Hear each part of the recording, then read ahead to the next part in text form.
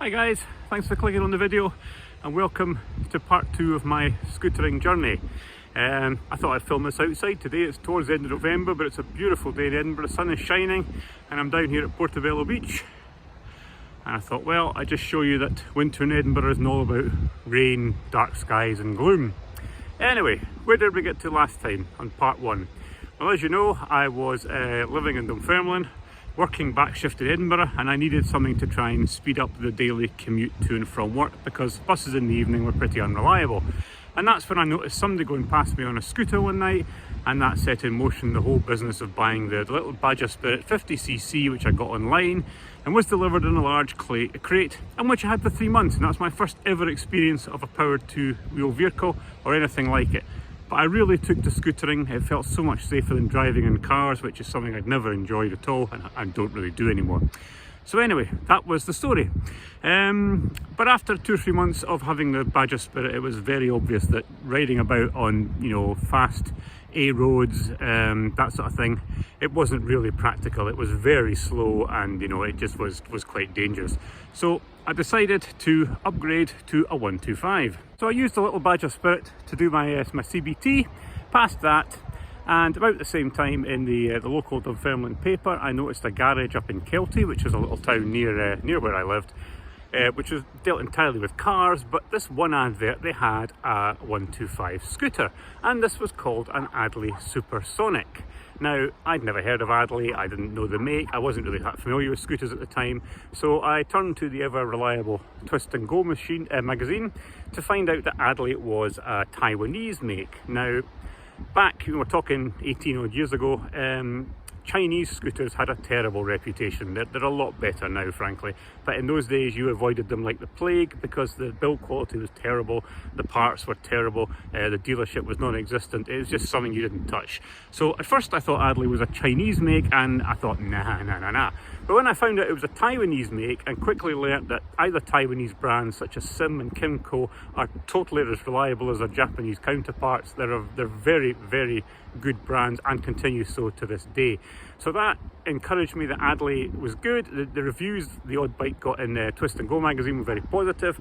The garage was wanting £899 for it, so up I went one day, put my money down, and very short time later picked it up and rode it home.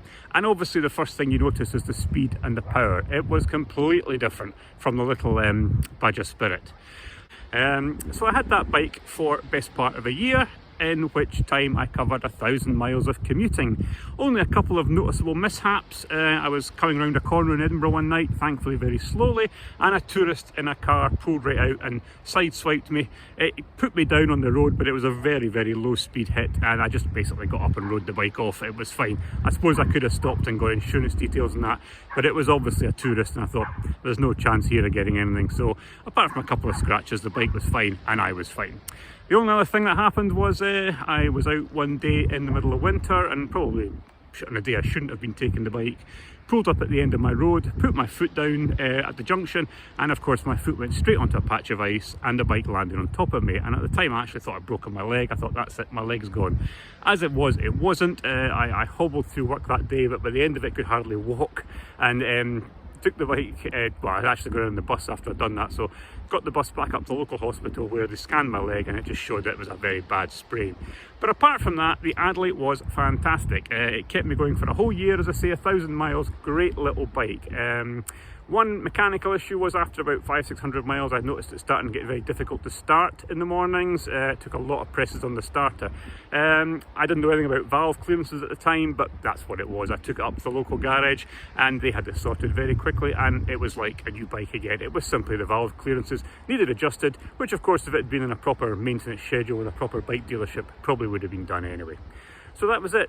Again, I'm afraid I don't have much in the way of pictures of the bike because, again, I didn't have a photograph phone in those days, and I didn't even have a proper digital camera. So I've got 3 pictures coming up, which are all I have of the Adly Supersonic. But if you ever get offered an Adly scooter or an Adly bike, don't knock it back. They are a great and reliable brand. This bike saw me through thick and thin, and probably put up with my very rough riding skills for a year, and as I say, did 1,000 miles.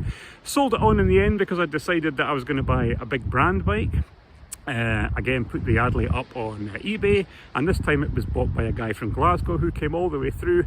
Now, he was a motorcyclist and he'd never been on a scooter in his life before, and I remember he bought and paid for it, signed the paperwork. He got on it outside my house, and then he called me back a couple of minutes later and said, where was the clutch lever? He had no idea it was even an automatic.